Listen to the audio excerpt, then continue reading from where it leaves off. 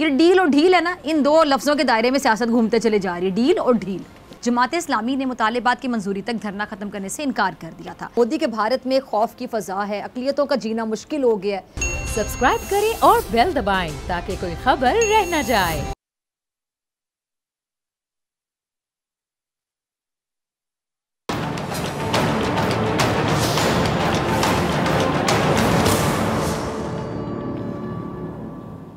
अस्सलाम वालेकुम नाज़रीन, मैं हूं डॉक्टर फ़िज़ा अकबर खान और मैं हूं पाकिस्तान और आप देख रहे हैं पाकिस्तान के सबसे बड़े न्यूज़ चैनल का नंबर 1 प्रोग्राम ऐसे नहीं चलेगा।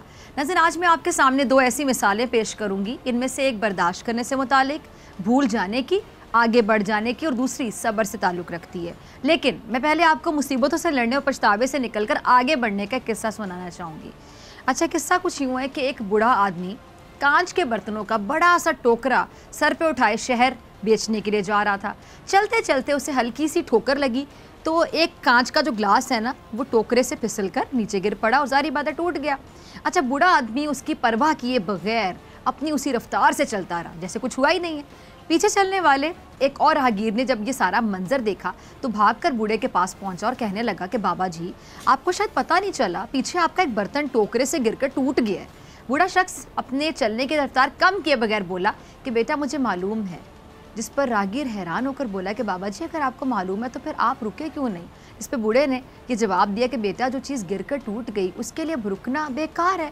बिलफर्ज में अगर रुक भी जाता और अपना टोकरा ज़मीन पर रखता और फिर उस टूटी चीज़ को जो अब जुड़ नहीं सकती उसको उठा कर देखता, फिर उस पर अफसोस करता और फिर उसके बाद टोकरा उठाकर सर पर रखता, तो मैं अपना क्या टाइम ख़राब ना करता।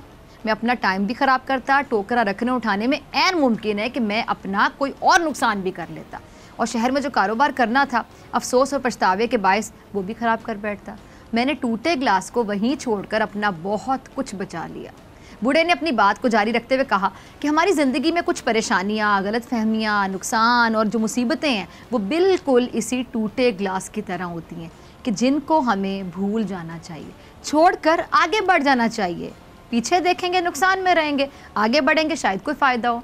क्योंकि ये वो कहते हैं बोझ होते हैं जो आपकी रफ्तार बहुत ज़्यादा कम कर देते हैं, आपकी मुशक्क़त को बढ़ा देते हैं, आपके लिए नई जो मुसीबतें हैं, नई परेशानियाँ, मज़ीद परेशानियों में आपको आप घिरते चले जाते हैं और आपसे मुस्कुराहट भी छिन जाती है। आगे बढ़ने का हौसला तो वैसे ही ख़त्म हो जाता है। इसलिए अपनी परेशानियों, मुसीबतों, नुकसानात को भूलना सीखें। जो हो गया पीछे हो गया, आगे बढ़ते चले जाएं, आगे शायद कुछ बेहतर हो, पीछे कुछ नहीं मिलने वाला। अच्छा, अब चलते हैं दूसरी मिसाल की तरफ, जो कुछ इस तरह है कि एक उस्ताद ने क्लास के सब बच्चों को एक खूबसूरत टॉफ़ी दी और फिर बच्चों को मुखातिब करते हुए एक अजीब सी बात कही कि आप सब ने 10 मिनट तक अपनी टॉफ़ी नहीं खानी। अब ये कहकर वो उस्ताद क्लासरूम से बाहर चले गए। कुछ लम्हों के लिए क्लास में खामोशी छाई रही। हर बच्चा अपने सामने पड़ी टॉफ़ी को बेकरार आंखों से देख रहा था कि जल्दी से खा लें। अब हर गुजरते लम्हे के साथ उनके लिए ख़ुद को रोकना यकीनी तौर पर बहुत मुश्किल था। जब 10 मिनट पूरे हुए और उस्ताद ने आकर क्लासरूम का जायज़ा ले तो पूरी क्लास में से सिर्फ 7 बच्चे ऐसे थे, 7 बच्चे जिनकी टॉफ़ियाँ जू की तू वहीं पे पड़ी थी, जबकि बाकी तमाम बच्चे टॉफ़ी खाकर उसके रंग और जायके पर तबसरा कर रहे थे, हालांकि उस्ताद साहब ने मना किया था। अब उस्ताद साहब ने चुपके से उन 7 बच्चों के नाम अपनी डायरी में नोट किए और पढ़ाना शुरू कर दिया।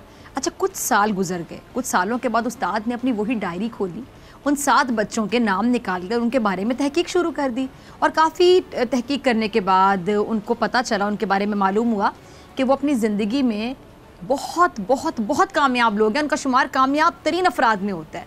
अच्छा, प्रोफेसर ने फिर अपनी क्लास के बाकी तलबा का भी जायज़ा लिया तो पता चला कि उनमें अक्सरियत एक आम सी ज़िंदगी गुजार रही थी, जबकि कुछ अफराद ऐसे भी थे जिन्हें सख्त मुआशी और माशरती हालात का सामना था।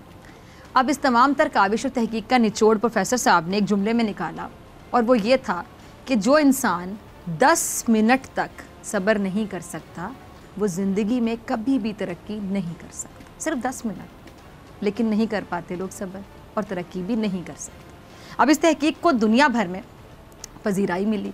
प्रोफेसर की इस तहकीक के मुताबिक दुनिया के कामयाब तरीन अफराद में बहुत सारी खूबियों के साथ एक बड़ी खूबी सब्र की भी पाई जाती है। बहुत सी जगहों पे सब्र नहीं होता लेकिन वो करते हैं, क्योंकि ये जो खूबी है ना, ये इंसान की कुव्वत बर्दाश्त को बढ़ाती है और इसकी बदौलत इंसान सख्त हालात में भी मायूस नहीं होता और यूँ वो एक गैर मामूली शख्सियत बन जाता है। अब पहली मिसाल का नतीजा अगर निकाला जाए तो ये बनता है कि ज़िंदगी में हमें बहुत सी तल्ख बातों, बहुत से तल्ख वाक़ियात का सामना करना पड़ सकता है, लेकिन वो मिसाल है ना कि अगर कुछ नागवार बात सुनो तो एक कान से सुनो और दूसरे से निकाल दो, बर्दाश्त करो।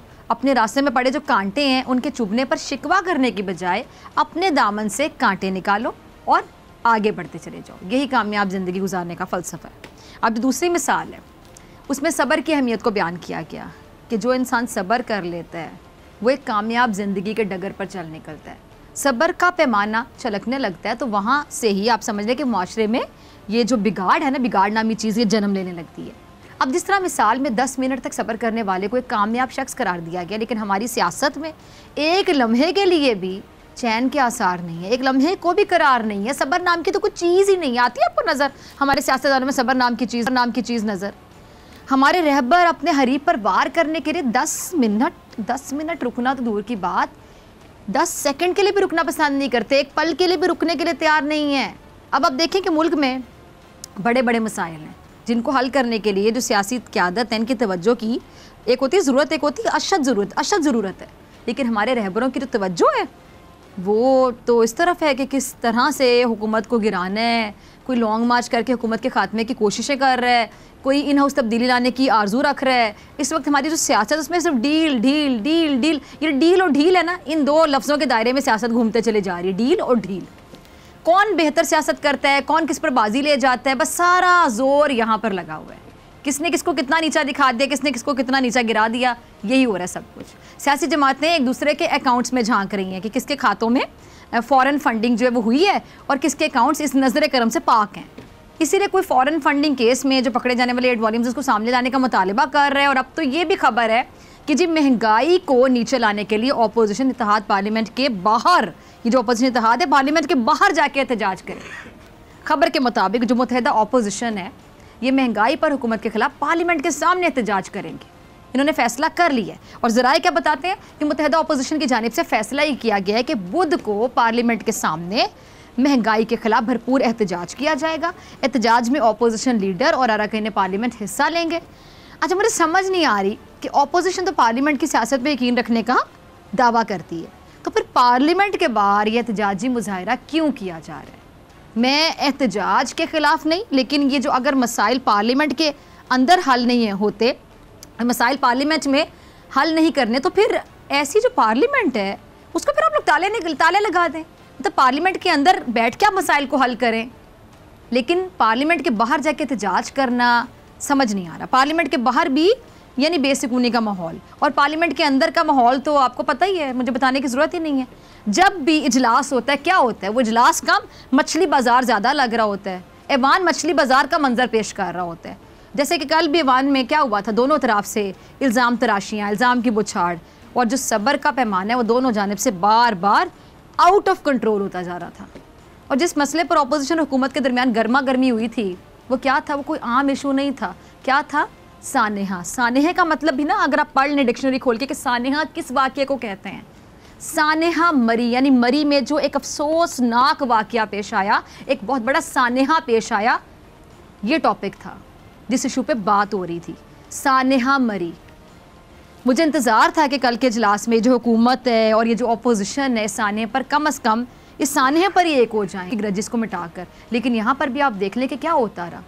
अच्छा, शहबाज शरीफ साहब ने सानेहा मरी पर हुकूमत की जानिब एक उंगली उठाई और हुकूमती जमात की जानिब से चारों उंगलियां शहबाज शरीफ की जानिब मुड़ गईं। फवाद चौधरी ने उन्होंने भी ताक कर शहबाज शरीफ साहब पर हमले शुरू कर दिए। मतलब ये सब कुछ होता रहा। अब सानेहे भी जब हो जाएं हमारे इस मुल्क में, तब भी इन लोगों की आपस की ग्रजेस, एक दूसरे पर तनकीद, किसने किसको नीचा दिखाना, यानी उस सानेहे को भी मैं अफसोस के साथ जुमला बोल रही हूँ, आप लोगों को तो सानेहे भी एक कैश करवाने आते हैं। अफसोस का मुकाम है। ज़रा क्लिप चलाइएगा। सानेहा मरी में जान की बाजी हारने वालों को वापस नहीं लाया जा सकता, लेकिन उनके प्यारों के ज़ख्मों पर मरहम ज़रूर रखा जा सकता है। और ये ज़ख्म सिर्फ इमदाद के ऐलान करने से क्या पूरे होंगे? नहीं होंगे ना, बल्कि हमारी क़यादत को लवाहिकीन के साथ प्रैक्टिकली अमली तौर पर खड़ा होना होगा। यानी अमली तौर पे अपनी बातों से, अपने किरदार से आप लोगों को बताना होगा, अपने रवैयों से कि आप उनके साथ खड़े हैं, या आपके रवैये बताते हैं कि आप लोग उनके साथ खड़े। अब कल ये जवान में ज़ख्मों पे मरहम रखने का काम नहीं किया गया, बल्कि ये जो हो रहा था, क्या ये मुझे बताएं नाज़रीन, दिल पे हाथ रख के बताएं, ये मरहम रखा जा रहा था, ये ज़ख्मों पर बाकायदा नमक छिड़का जा रहा था? ये तो उन लवाहिकीन के ज़ख्मों पर नमक छिड़का जा रहा था सरेआम। शहबाज शरीफ साहब ने कहा कि जी बर्फ़बारी जारी थी लेकिन कोई मरी में फंसने वालों को पूछने वाला नहीं था। अभी सीधी सादी इंतजामी बदतरीन नाअहली और नालायकी और मुजरिमाना गफलत है जिसकी कोई माफ़ी नहीं है। अच्छा, शहबाज शरीफ साहब ने अपनी तनकीद का जो मरकज़ है वज़ीर आज़म वज़ीर आला पंजाब को रखा। अपोजिशन लीडर ने उस्मान बुज़ार पर धांधली का इल्ज़ाम लगाते हुए कहा कि जब ये सानिया हुआ तो वज़ीर आला पंजाब बल्दियाती इलेक्शन में धांधली करने की तरकीबें बना रहे थे, और साथ ही शहबाज शरीफ ने हुकूमत को इस सानिए में मुजरिम करार देते हुए हुकूमत से इस्तीफ़ा देने का मुतालबा किया। अब उनके इस मुतालबे के बाद हुकूमत ये कहती है कि शहबाज शरीफ इस सानिए पर भी सियासत करते रहे, दिल की बात ज़बान पर लाते हुए उन्होंने यहाँ भी हुकूमत से इस्तीफ़ा देने का मुतालबा कर दिया। अब नाज़रीन, जहाँ शहबाज शरीफ वज़ीर आज़म को नेरो से तशबीह देते रहे, वहीं फवाद चौधरी शहबाज शरीफ पर खूब गरजते रहे, बरसते रहे और उन्हें पैब्लो एस्कोबार से तशबीह देते नजर आए। अब मैं आपको ज़रा नेरो के बारे में बता दूँ। ये जो नेरो था ना, ये रोमन शहंशाह था जिसके बारे में मशहूर है कि उसने रोम में खुद आग लगवाई और बाद में कहा जाने लगा कि जी जब रोम जल रहा था ना तो जो नेरो है वो बांसुरी बजा रहा था। अब इसी तरह फवाद ने जो पैब्लो एस्कोबार नामी शख्स का जिक्र किया है ना, अब ये शख्स कौन था? ये शख्स बहुत बड़ा मुनशियात फरोश था, यानी ये किरदार एक तरह का समझ लें माफिया था। अब मुझे यहाँ इन दोनों शख्सियात की जो बैकग्राउंड है उसमें जाने की ज़रूरत इसलिए पड़ी क्योंकि मैं ये कह सकूँ कि हमारे जो रहबर हैं, अब देखें कि एक दूसरे से नफ़रत इस हद तक इनकी बढ़ गई, नफ़रत इतनी ज़्यादा कि किस तरह के अलकबात और किस तरह की शख्सियात से एक दूसरे को ये कंपेयर कर रहे हैं। ज़रा सोचें, आपको किसी को नेरो कह रहा है, कोई किसी को पैब्लो कह रहा है। अब बात सानिया मरी पर होनी चाहिए थी, सानिया मरी पर होनी चाहिए थी। इनको तो सानिया मरी के अलावा कोई बात ही नहीं करनी चाहिए थी, लेकिन बात फिर ज़ातियात पे आप पहुँची क्योंकि शायद मरी के सानिया का इतना दुख नहीं था। जो ज़ातियात पे जो अटैक होते हैं, जो बातें अंदर उबल रही होती हैं, वो बाहर आने के लिए बेताब होती हैं, बेसमझ आएगी ना देखने वालों को, सुनने वालों को। फवाद चौधरी साहब ने सानिया मरी का इल्ज़ाम नून लीग पर लगा दिया कि जी अगर नून लीग ने मरी की तरक्की और तामीर के लिए पैसा खर्च किया होता तो आज ये सानिया होता ही ना। अब फवाद ने माजी की जो गर्द है उसको भी झाड़ा और शहबाज शरीफ को उनके दौर की जो कहानी है वो सुनाते हुए यहाँ तक कहा कि जी शहबाज शरीफ साहब के दौर में 100 बच्चे ऑक्सीजन ना मिलने से दम तोड़ गए थे और सानिया मॉडल टाउन भी इन्हीं के दौर का वाक़या है। अच्छा, बगैर किसी शक व शुबे के बिलाशुबा जो सानिया मॉडल टाउन है एक बहुत बड़ा वाक़या था, बहुत बड़ा, लेकिन अब एक और सानिया रूनुमा हो गया। और अगर सानिया मॉडल टाउन पर ही रहबर सर जोड़कर बैठ जाते तो शायद ये सानिया मरी भी रूनुमा ना होता, लेकिन जो होना था वो हो गया। अब इस पर जो पछतावा है या जो आप सीखें, इससे कोई लेसन सीखें कि आइंदा के लिए ऐसे सानियात से कैसे बचा जा सकता है। जानी नुकसान हुआ, वो कम से कम जो उसका अजाला है वो आप लोग लवाहिकीन से हमदर्दी करके तो अल्लाह के बंदों कर सकते हैं। मुश्किल वक्त में उनके साथ खड़े तो हो सकते हैं, प्रैक्टिकली अमली तौर पे अपने रवैयों से बता सकते हैं कि आप लोगों को उन जाने वालों का दुख है, आप लोगों को तकलीफ है, कोई भी जिम्मेदार है, दुख है, तकलीफ है, अब भी अपनी अपनी जिम्मेदारी एक दूसरे पर डालते चले जा रहे हैं। अब भी एक दूसरे को आप लोग माजी में जो जो इस तरह की शख्सियात थी, नेगेटिव शख्सियात थी, मनफी शख्सियात थी हिस्ट्री की, आप उनके नाम ले लेके एक दूसरे को वो अलकाबात से नवाज रहे हैं। किस तरह के लोग हैं आप? यानी आप लोग सानिहात पर भी सियासत करने से बाज नहीं आते हैं, एक दूसरे को नीचा दिखाने की गेम यहाँ पे चल रही है। हमारी जो रहबर है, सो कॉल्ड रहबर है, इनको एक दूसरे पर तनकीद करने से, एक दूसरे को नीचा दिखाने से और इन्हीं चीज़ों से फुर्सत नहीं मिल रही है। फुर्सत मिले तो तब ये देखें ना कि क्या हो रहा है मुल्क में, मसाइल है, इनकी जिम्मेदारी किसने कबूल करनी है। कभी कोई जिम्मेदारी कबूल करे तो शायद अवाम की नजरों में वो ऊपर चला जाए कि चले इसने बड़े दिल के साथ जिम्मेदारी तो कबूल की, या कोई जिम्मेदारी कबूल करने के लिए तैयार ही नहीं होता। हाँ, बस एक दूसरे पर तनकीद करने के लिए हर वक्त तैयार रहते हैं। अच्छा, अब ये आगे सदाकत अब्बासी भी ये जो सानिया मरी इसका जिम्मेदार शहबाज शरीफ को करार दे रहे हैं, जरा चलाइएगा उनको भी। जी, तो सुना आपने सदाकत अब्बासी को, वो शहबाज शरीफ पर इल्ज़ाम लगा रहे हैं कि उन्होंने पार्किंग प्लाजे के मंसूबे में अपनों को नवाजा, लेकिन पार्किंग प्लाजा बनाया नहीं। अगर वो पार्किंग प्लाजा बन जाता तो मरी में फंसने वाली बहुत सी गाड़ियाँ वहाँ पार्क हो सकती थी और शायद इस हादसे से बचा भी जा सकता था। नाज़रीन, ये हो सकता था, वो हो सकता था, ये क्यों नहीं हुआ, वो क्यों नहीं हुआ। अब इस तरह की बातें तभी होती हैं जब इंसान अपने पछतावे को दूर करने के लिए खुद को कहते हैं ना कि तरह तरह की सफाइयाँ दे रहा होता है, तसल्लियाँ दे रहा होता है। आपके सामने सिचुएशन अब जहाँ ये जब फवाद चौधरी, सदाकत अब्बासी ने शहबाज शरीफ पर जवाबी वार किए, अव्वल ने भी तीर कमान से निकालकर हुकूमत की सफ़ों को छलनी कर दी अपने अल्फाज से। ये ज़रा सुनिएगा क्या कह रहे हैं बिलाल। जी सुना आपने, बिलावल की ये अपनी राय हो सकती है कि हुकूमत ने सानिया मरी पर सियासत की, लेकिन मेरे ख्याल से ये आधी बात है। पूरा सच क्या है? पूरा सच ये कि सिर्फ हुकूमत ही नहीं बल्कि ऑपोजिशन भी सानिया मरी पर खूब सियासत चमकाती हुई नजर आ रही है। यानी दोनों तरफ से सियासत हो रही है। बिल्कुल सही कह रहे हैं आप बिलावल, सियासत हो रही है। सियासत करने के अलावा दोनों तरफ से और कुछ भी नजर नहीं आ रहा। कुछ नजर ही कहाँ आया? नहीं आया। खैर बिलावल ने इस अज़म का इजहार ये किया है कि जी वो सानिया को कभी भी भूलने नहीं देंगे, और साथ ही उनका ये भी कहना था कि जी पूरी ऑपोजिशन का मुतालिबा है कि सानिया मरी पर जुडिशल इंक्वायरी कराई जाए, जबकि हुकूमत का तो ये दावा है कि वो सानिया मरी पर तहकीकात करवा रही है। अच्छा, बिलावल की तनकीद का जो महवर है ना, फवाद चौधरी थे, और बिलावल ने भी फवाद चौधरी के उस बयान पर तनकीद की है जिसमें उन्होंने मरी में वो जो लाखों की तादाद में गाड़ियों की आमद को हुकूमत की तरक्की से जोड़ा था। और बिलावल फवाद के इस तर्ज को मुनाफकत करार देते हुए कह रहे हैं कि जी एक वज़ीर ने सोशल मीडिया पे कहा कि लाखों लोग मरी पहुँचे, लेकिन फिर उसी वज़ीर ने कहना शुरू कर दिया कि सयाहों को आना ही नहीं चाहिए था। ऐसी मुनाफकत पाकिस्तान की तारीख में नहीं देखी है। वुज़रा के ऐसे बयानात कोई नई बात नहीं है। जब भी कोई हादसा होता है तो ये विक्टिम पर ब्लेम करते हैं। बिलावल की ये बात सही है, दुरुस्त है कि कोई भी हुकूमत हो वो कभी भी अपनी जिम्मेदारी नहीं लेती है बल्कि दूसरों पर उसका मलबा डालती है। अच्छा, राजा बिशारत साहब वो भी कुछ कह रहे हैं। वो कह रहे हैं जी कि हुकूमत 7 रोज़ के अंदर अंदर जो तहकीकाती रिपोर्ट है वो मंजर आम पर लेकर आएगी और जिम्मेदारों को तयन किया जाएगा। उनका भी ज़रा चला दीजिएगा टीम।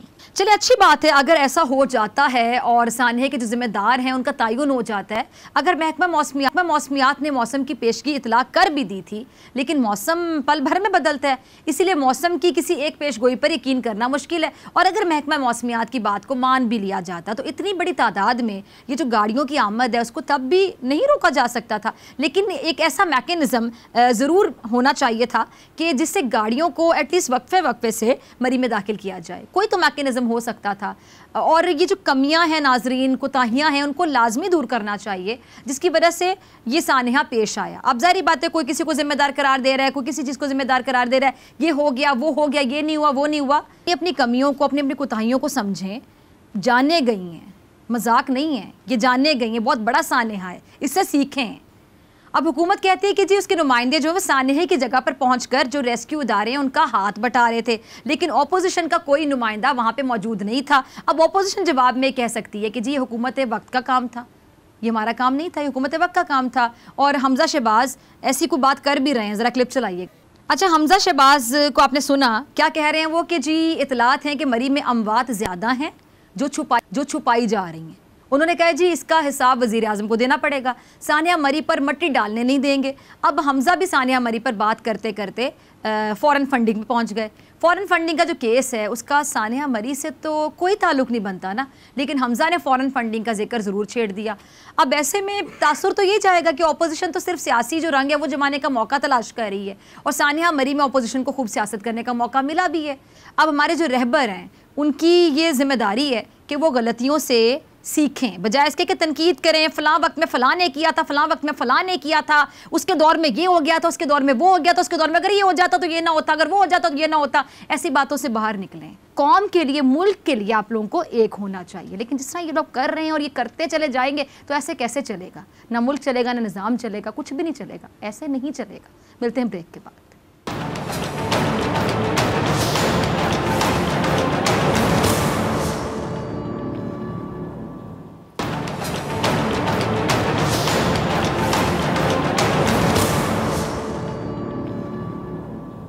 जी वेलकम बैक नाजरीन। सिंध में जो मुतनाज़ बल्दियाती कानून है उसके ख़िलाफ़ कराची में सिंध असम्बली के बाहर जमात इस्लामी का एहतजाजी धरना कई दिन से जारी है। आपको पता है कि मौसम भी किस तरह का शदीद सर्दी है, लेकिन इसके बावजूद जमात इस्लामी के जो कारकुनान हैं वो दिन रात धरने में मौजूद हैं, जो मुतालिबात की मंजूरी तक एहतजाज ख़त्म करने के लिए तैयार नहीं है।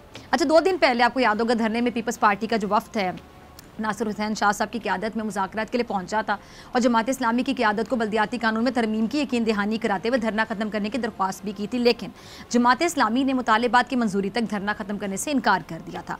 अच्छा, गुज़िश्ता रोज़ पाक सरज़मीन पार्टी के चेयरमैन और साबिक जो सिटी नाजिम कराची मुस्तफ़ा कमाल साहब वो भी जमात इस्लामी के धरने में पहुँचे थे, और धरने के शुरका से खिताब में उन्होंने कहा था कि मेरे धरने में आने का मकसद ये बताना है कि धरने पर बैठे लोग अकेले नहीं हैं और हम जमात इस्लामी के साथ धरने में कारकुनान समेत बैठने के लिए तैयार हैं।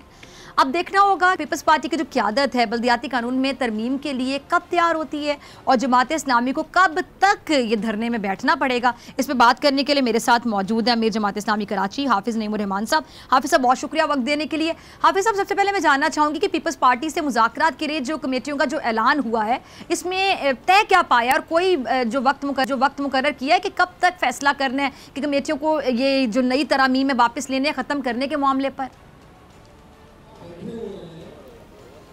देखिए वो आए 10वें दिन और उसके बाद उन्होंने हमसे कहा कि आप धरना अपना मौखर कर दें और फ़िलहाल आप चले जाएं। अच्छा। और हम जो हैं वो ये सब 2-4 चीज़ें इन्होंने बताई कि हम ये वापस कर लेते हैं और कमेटी बना देते हैं, बल्कि कमेटी बनाने नहीं हम कर देते हैं और बाकी चीज़ों पर भी हम बातचीत करेंगे।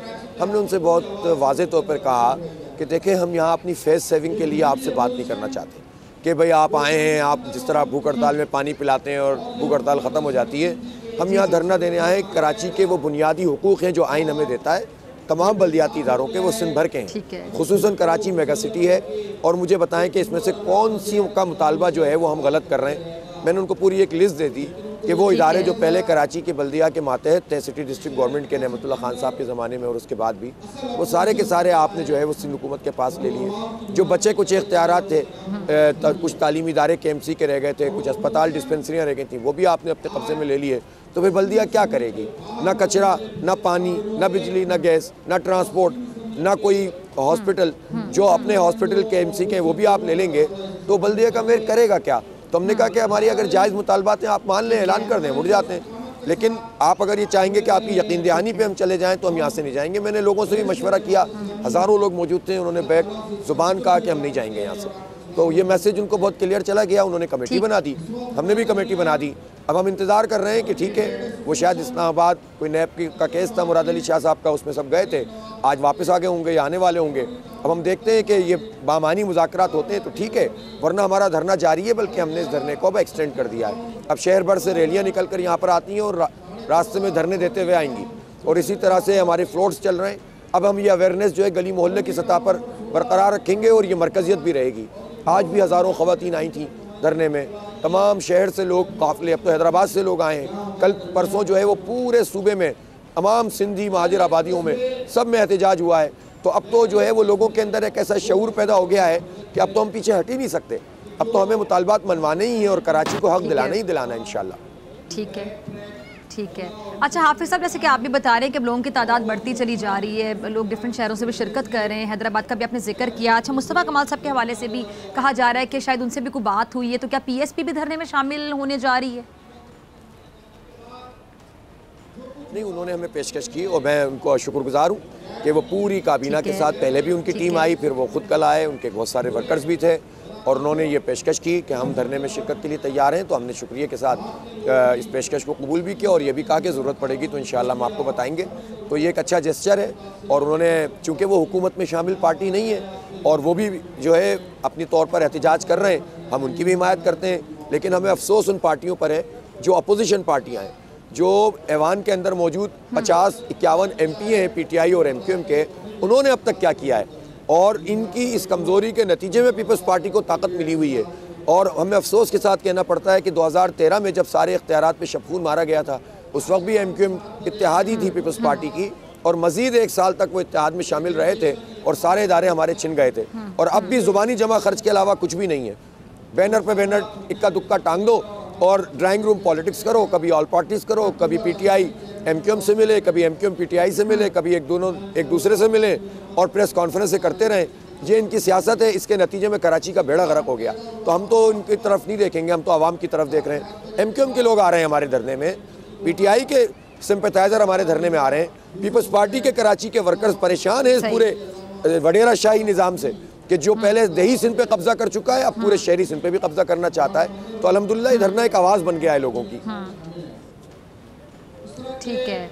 अच्छा हाफिज़ साहब, विफाक की जानिब से असद उमर साहब इस मामले पर आपने सुना को खुलकर बोले हैं और अदालत जाने का ऐलान भी कर चुके हैं, तो क्या उन्होंने या PTI ने कोई राब्ता किया कि इस कानून के खिलाफ मिलकर कुछ हिकमत अमली, कोई स्ट्रैटेजी बनाए जिससे पीपल्स पार्टी पर प्रेशर या दबाव डाला जा सके?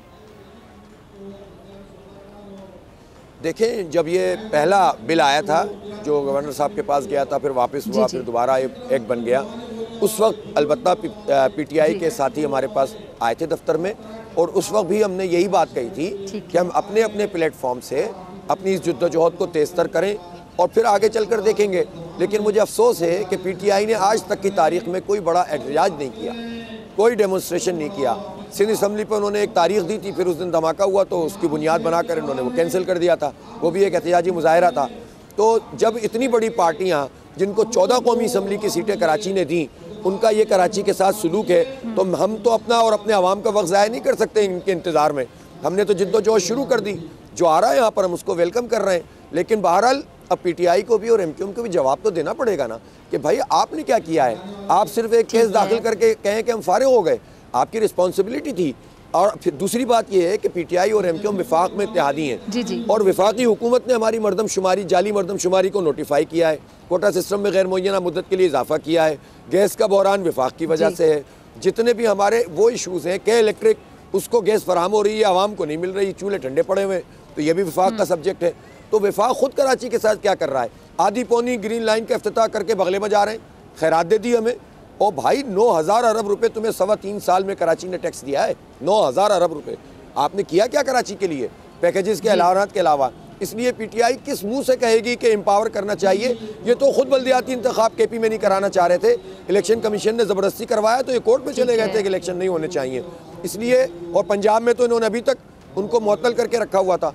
तो कहने का मकसद ये है कि ये पार्टियां अब एक्सपोज हो रही हैं कराची के लोगों के सामने। अल्हम्दुलिल्लाह कराची अपनी असल की तरफ लौट रहा है। कैंटोनमेंट के इंतखाबात में इसका रिफ्लेक्शन नज़र आ गया। जमात इस्लामी ने MQM से कहीं ज़्यादा वोट हासिल किए और अब चीज़ें जो है वो अपने असल की तरफ लौट रही हैं। और हमारा एजेंडा ये है भी नहीं, देखे हम तो ये नहीं कह रहे कि जमात इस्लामी को इख्तियार दो, हम तो ये कह रहे हैं कि कराची में जो मेयर पीपल्स पार्टी जीत जाए, PTI जीत जाए, MQM जीत जाए, जिसका भी मेयर होगा उसको इख्तियार मिलेगा। तो कराची के इख्तियार की हम बात कर रहे हैं। हम तो इतना सिंसियर एफर्ट कर रहे हैं, सर्दी में, बरसात में, हमारी बहनें हैं, बच्चे हैं, बूढ़े हैं, जवान कराची के अवाम के लिए आप बाहर आए हैं, साबित कदमी के साथ मौजूद हैं, पूरे शहर का मुकदमा लड़ना। सही जी। अच्छा हाफिज साहब, सईद गनी साहब जमात इस्लामी से बिल्कुल खुश नज़र नहीं आ रहे हैं। कुछ दिन पहले सईद गनी साहब ने जो कहा था आपने सुना होगा, मैं ज़रा दोबारा ये दोहराना चाहती हूँ, आपसे फिर पूछना भी चाहूँगी कि वो कह रहे थे कि जमात इस्लामी जो है वो कह रहे हैं जी लिसानियत को हवा देकर नई MQM बनने की कोशिश कर रही है। ये एक बहुत बड़ी बात है जो वो कह रहे हैं। और मज़ीद वो ये कह रहे हैं कि जिस तरह अब्दुल सत्तार अफगानी और नेमतुल्लाह को मेयर और नाजिम बनाया गया था, सबको अच्छी तरह से मालूम है। और फिर ये सवाल भी उन्होंने उठाया कि जी मुशर्रफ साहब का जो LFO है वो सफ़ेद कानून था क्या? क्या कहेंगे आप सईद गनी साहब की इन बातों पर? देखिए सईद गनी साहब को इख्तियार है, जो चाहें कहें, जिस तरह चाहें हक़ाइक़ को मस्त करें। जी नेमतुल्लाह खान साहब के बारे में तो MQM जैसी तंजीम को भी कुछ कहने की हिम्मत नहीं है। हमारे बदतरीन मुखालिफों ने भी के पास भी ये जुर्रत नहीं है कि वो उनके खिलाफ कोई बात करें। सईद गनी साहब को इख्तियार है, वो थे ना उस बल्दिया में। अगर वो आमिर का कानून था तो वो दोनों टेन्योर के अंदर UC चेयरमैन भी थे और बहुत सारी कमेटियों के अंदर भी हिस्सेदार थे और तमाम तर इख्तियारात को उन्होंने एंजॉय भी किया। उन्हीं नेमतुल्लाह खान साहब ने जब UCO में पैसे तकसीम किए काम कराने के लिए, तो ये नहीं देखा कि जमात की कौन सी और PP की कौन सी है, सबको बराबर पैसे दिए। पहले 10 लाख, फिर 34 लाख, फिर 64 लाख। अच्छा वैसे हाफिज साहब, सॉरी मैं आपकी बात काट रही हूँ, और बार-बार ये लफ्ज़ यूज़ करें, सईद गनी साहब को इख्तियार है वो कह सकते हैं, सईद गनी साहब को इख्तियार है वो कह सकते हैं। ये जब जुमला बोल रहे हैं तंजिया इख्तियार है, किसी को कुछ भी कहने का इख्तियार कैसे हो सकता है? ज़रा इसको भी वाज़े कर दीजिएगा। ये बात सही है, सोचना चाहिए। वो एक पॉलिटिकल वर्कर हैं, हम उन पॉलिटिकल वर्कर की हैसियत से उनकी इज्जत करते हैं। लेकिन सईद गनी साहब अगर जमात इस्लामी पर ये इल्ज़ाम लगाएं कि वो लिसानी सियासत कर रहे हैं, मैं बताता हूँ, वो अगर ये कहें कि हम लिसानी सियासत कर रहे हैं, तो उनको ये समझना चाहिए कि जब आप झंडा लगाने की हिम्मत नहीं करते थे कराची के 70% आबादी में, तो जमात इस्लामी दहशतगर्दों का मुकाबला करती थी। हमने लाशें उठाई हैं और मुकाबला किया है। ये कैंडिडेट खड़ा नहीं करते थे, ये हमें ताना दे रहे हैं आज, और ये पार्टनर रहे हमेशा MQM के साथ मिलकर इन्होंने कराची पे शब-खून मारा है और इन्होंने महाजिर सिंधी तफरीक पैदा की है। इन्होंने मतलब दोनों ने ये खुश होते हैं इस बात पर कि यहाँ पर सिंधी महाजिर फसाद पैदा हो। हमारे धरने में आकर देख लें, सईद गनी साहब ये खास खैली फैमिली से ताल्लुक़ रखते हैं। सईद गनी कल खास खैली बरादरी का एक बहुत बड़ा वफ़द यहाँ पर आया था।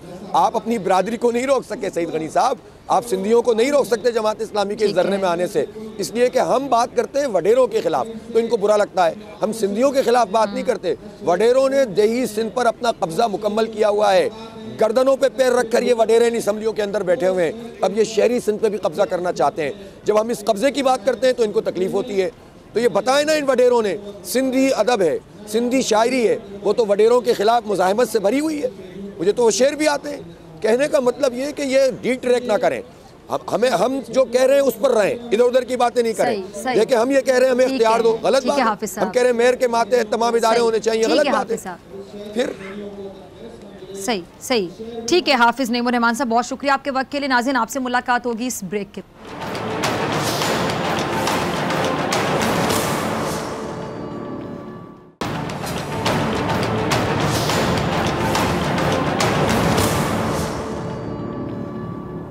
वेलकम बैक नाजरीन। भारत सेकुलरिज्म और जमहूरियत के नाम पर एक स्याह धब्बा बन चुका है। मोदी के भारत में खौफ की फजा है, अकलियतों का जीना मुश्किल हो गया है।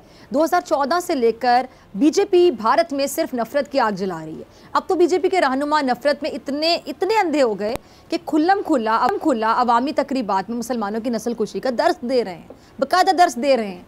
हिंदुत्वा का जुनून सर चढ़कर बोल रहे हैं। और भारतीय वज़ीर आज़म नरेंद्र मोदी बीजेपी रहनुमाओं के कत्लो गारत और खूरेजी के बयानात का नोटिस लेने की बजाय होड़ सीकर बैठे हुए हैं। खामोशी से बैठकर अकलियतों पर होने वाले ये जो मजालिम है और खूरेजी बढ़ाने वाली मुहिम को सपोर्ट कर रहे हैं। मोदी की खामोशी पर वज़ीर आज़म इमरान खान साहब ने आलमी बिरादरी से गुजारिश की है कि वो 200 मिलियन मुसलमानों की नस्ल कुशी के खुल्लम खुल्ला इजहार का नोटिस ले, कार्रवाई करे। अच्छा, बीजेपी का जो नजरिया और एजेंडा खित्ते के अमन के लिए बहुत बड़ा खतरा भी है। और मोदी की जो खामोशी है, बीजेपी रहनुमाओं के बयानात की हिमायत, बाकायदा हिमायत है।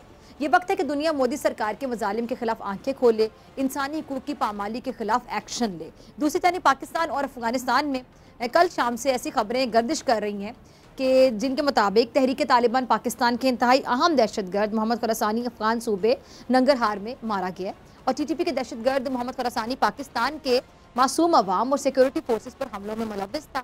पाकिस्तान को इंतहाई मतलूब दहशतगर्द मोहम्मद खुरासानी का असली नाम खालिद बल्ती था और मोहम्मद खुरासानी तहरीक के तालिबान पाकिस्तान का तर्जुमान था। दहशतगर्द शाहिदुल्लाह शाहिद के बाद मोहम्मद खुरासानी को TTP का तर्जुमान बनाया गया था। इस सारी सूरत हाल के मेरे साथ मुअज़्ज़िज़ मेहमान मौजूद हैं, सीनियर दिफाई तज्ज़ियाकार lieutenant general retired Naeem Khalid Lodhi साहब। जनरल साहब, बहुत शुक्रिया वक्त देने के लिए। जनरल साहब, मोदी और बीजेपी की जो इंतहा पसंद कार्रवाइयाँ हैं उस पर अब अमरीकी और जो इसराइली मीडिया है वो भी खुलकर लिख रहा है। तो क्या ये वक्त नहीं है कि दुनिया मोदी सरकार के मुजालिम के खिलाफ आंखें खोले, इंसानी हुकूक की पामाली के खिलाफ बाकायदा एक्शन लिया जाए? अब नहीं तो कब जनरल साहब, किस बात का इंतजार किया जा रहा है? जी बहुत शुक्रिया। देखें, एक तो मैं आपको मेरा अपना अंदाज़ा है, गलत हो सकता है, कि ये आवाज़ें आने लगी हैं बाहर से उस वक्त जब क्रिश्चियंस के ऊपर भी जुल्म सितम हुआ। आपने देखा लास्ट क्रिसमस में उनको क्रिसमस मनाने से रोका गया और इस किस्म के वाक़यात पेश आए और एक आध चर्च को भी जो है ना निशाना बनाया गया। तब जाके दुनिया जागी है, वरना हम तो बहुत देर से शोर मचा रहे थे। सिखों पर कब से जुल्म सितम हो रहा था, मुसलमानों पर हालिया दिनों में तो हद हो गई है, इंतहा हो गई है जुल्म सितम की। तो ये सारी चीज़ें अभी सामने हैं। तो अभी मैं तो ये समझता हूँ कि इतना डाउन द हिल जा रहे हैं वो कि अपने आप को खुद तोड़ने के दर पे हैं।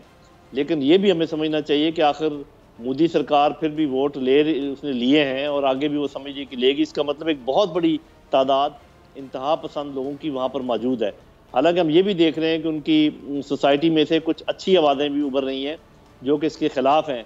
और आपने देखा कि उनके कुछ एक्टर्स जो हैं मुसलमान भी और दूसरे भी, और उनके जो मेन एंकर्स हैं और जो उनके पुराने जो फौजी हैं और सिविल सर्वेंट्स हैं, सब ने मिलकर तकरीबन 100 बंदों ने दस्तखत करके बड़े हाई प्रोफाइल लोगों ने मोदी सरकार को बताया कि ये आप क्या कर रहे हैं, हमारे सेकुलरिज्म के साथ क्या हो रहा है।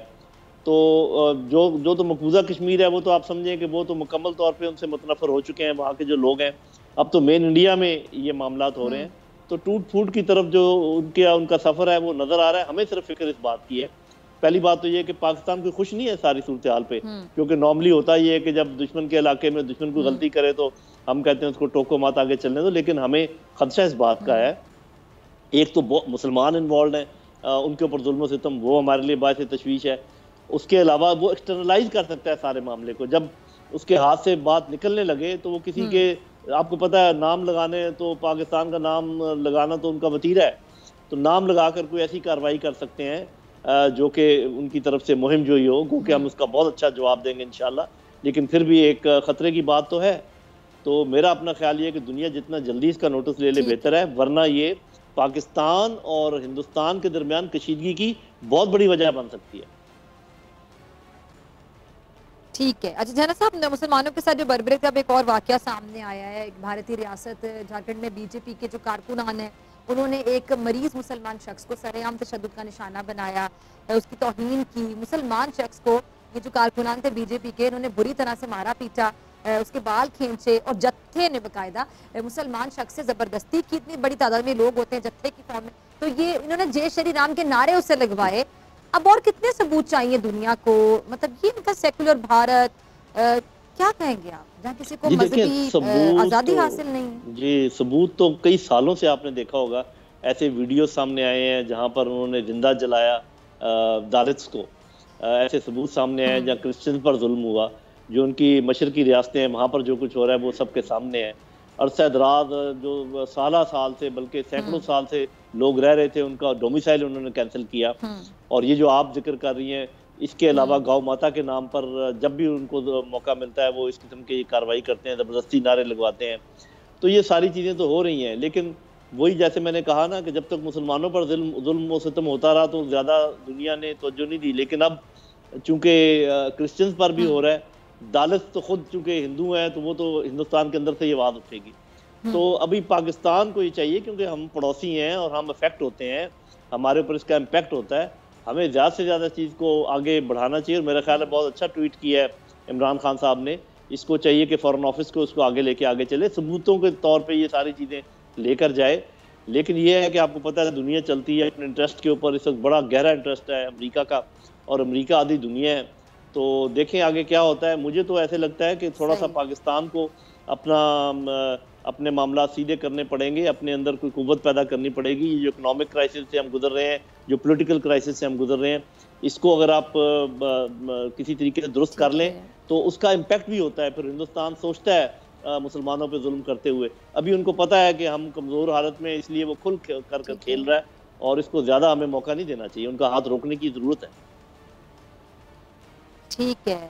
अच्छा जरा सब, दहशतगर्द मोहम्मद खुरासानी की जो हलाकत के हवाले से खबरें आ रही हैं और ऑपरेशन ज़रब-ए-अज़ब की कामयाबी के बाद ये जो दहशतगर्द मोहम्मद खुरासानी अफगानिस्तान भाग गया था, जहाँ बाकायदा वो दहशतगर्दी का मरकज़ चला रहा था, इस हवाले से मैं आपको कमेंट चाहूँ। जी, पहली बात तो ये कि पाकिस्तान के लिए बहुत अच्छी खबर है। अल्लाह करे कि वो खुरासानी ही हो, क्योंकि होता ही है कि ऐसे लोग अपने नाम, कई लोग इस किस्म के नाम के एक के बाद दूसरा पैदा हो जाता है। और दूसरा ये कि TTP के लिए बहुत बुरी खबर है अल्हम्दुलिल्लाह। इसमें जो ज़्यादा तवज्जो करने की बात वो ये है कि वो नंगरहार में मारा गया जो कि अफगानिस्तान में है। और वो जो अफ़गान हुकूमत ने वादा किया था कि हम अपनी सरजमीन जो है वो स्पेस इस्तेमाल नहीं होने देंगे किसी भी मुल्क के ख़िलाफ़, और ख़ासकर TTP को भी। TTP के साथ ठीक है उनके अपने ताल्लुकात सही, वो उनको निकालने के लिए तैयार नहीं है, लेकिन उनको वहाँ से पाकिस्तान के ख़िलाफ़ ऑपरेट करने भी नहीं देंगे। और ये जो बहुत सारे हमारे बहन भाई ख़िलाफ़ थे, ये जो बातचीत थी, और मैं हमेशा आपके प्रोग्राम में भी कहता रहा कि बातचीत होना अच्छी बात है, उसका ये फ़ायदा हुआ कि एक हुज्जत पूरी होगी। अफगान तालिबान को पता चल गया कि हमारी तरफ से प्रॉब्लम नहीं था, हम तो बातचीत करना चाह रहे थे, गो कि हमारी शराइत बिल्कुल सीधी थी, कॉन्स्टिट्यूशन को माने, हथियार फेंकें, और जिन्होंने गुनाह जराइम किए उनके ऊपर मुकदमा चलेगा। तो उन्होंने ये बात नहीं मानी, अपने पाँव पे खुद कुल्हाड़ी मारी। मेरा अपना अंदाज़ा ये है कि तहरीक तालिबान पाकिस्तान अब इंशाअल्लाह चंद महीनों की मेहमान है, उनको नीस्त नाबूद कर दिया जाएगा। अच्छा, अफगानिस्तान की मैं बात करना चाहूँगी। जनाब साहब, तो अक़वाम मुत्तहिदा ने बाकायदा खबरदार किया कि अगर आलमी कुव्वतों ने इमदाद ना की अफगानिस्तान की, तो वहाँ पे लोग भूख और अफलास से खुदा न खास्ता ज़िंदगी की बाजी हार सकते हैं। तो अब ये जो अक़वाम मुत्तहिदा ने तो ये कह दिया, अफगानिस्तान में जो रवा बरस 2022 में भूख और अफलास और सेहत आमा से निमटने के लिए $5 अरब का तखमीना भी लगाया, लेकिन जनाब साहब आएगी कहाँ से ये इमदाद अगर अमरीका ने उनके अकाउंट्स ही बहाल ना किए? जी, यूनाइटेड नेशन से बंदा ये पूछे कि आप इंतजार किस बात का कर रहे हैं। अगर आप समझते हैं कि वहाँ पर ये सूरत हाल है तो what are you waiting for? जी, वो आपने बात कर दी ना कि जब तक अमेरिका जो है बैंकिंग चैनल नहीं खोलता, हालांकि तरीके तो उनकी मदद के और भी हैं, आप इन काइंड कर सकते हैं। आप ठीक है, बैंकिंग चैनल की उनको इसलिए ज़रूरत है कि लोगों की तनख्वाहें देनी है, वहाँ पर उन लोगों के पास पैसे की कमी है, सब कुछ है। लेकिन ये है कि मेरा तज्जिया ये है कि अमेरिका और उनके हलीफ, जिसमें हिंदुस्तान बहुत पेश होगा, ये मौजूदा अफगान हुकूमत के कोलैप्स का इंतज़ार कर रहे हैं, political collapse and economic collapse. और ये किसी भी, इनको कोई हमदर्दी नहीं है वहाँ के लोगों के साथ, ह्यूमैनिटेरियन जो मर्जी बयान देते रहे। इसलिए मैं इनके बयान पे यकीन नहीं करता कि ह्यूमैनिटेरियन क्राइसिस तो यमन में भी है, सीरिया में भी है, लीबिया में भी है, नाइजीरिया में भी है, इराक में भी है। क्या किया उन्होंने इस सिलसिले में? कुछ नहीं किया सिवाय बातों के। तो वो सिर्फ एक डिलेइंग टैक्टिक्स है, अपना वावेला मचाया हुआ है, रोना धोना, मगरमच्छ के आंसू बहा रहे हैं। करना उन्होंने कुछ नहीं। अगर करना है, करना चाहते हैं अगर, तो चीन, रूस, पाकिस्तान, ईरान, तुर्की, सेंट्रल एशियन कंट्रीज ये कर सकते हैं। मुझे अचंभा इस बात का है कि ये किस बात का इंतजार कर रहे हैं, उसने तो कभी नहीं आना। तो जितनी भी ये टैक्टिक्स अमेरिका खेल रहा है, ये इन लोगों को डिले करने के लिए कर रहा है। ये समझना चाहिए, ये जिन मुल्कों का मैंने नाम लिया है, अमेरिका की तरफ से कुछ नहीं आने का। आपने कुछ करना है तो कर लीजिए। ठीक है जना साहब, बहुत शुक्रिया आपके वक्त के लिए। इसी के साथ डॉक्टर फिजाक जी इजाज़त, आपसे मुलाकात होगी इंशाल्लाह कल सेम टाइम सेम चैनल। अगर ज़िंदगी ने वफा की, दुआ में याद रखिएगा, अपना बहुत ख्याल रखिएगा। अल्लाह ने के बाद